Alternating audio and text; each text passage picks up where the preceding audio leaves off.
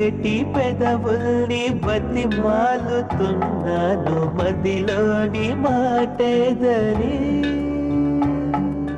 తల వంచుకుని నేను తెగ ఎదురు చూశాను నీ తెగువ చూడాలని చూస్తూనే వేళంతా తెల్లవారిపోతుందో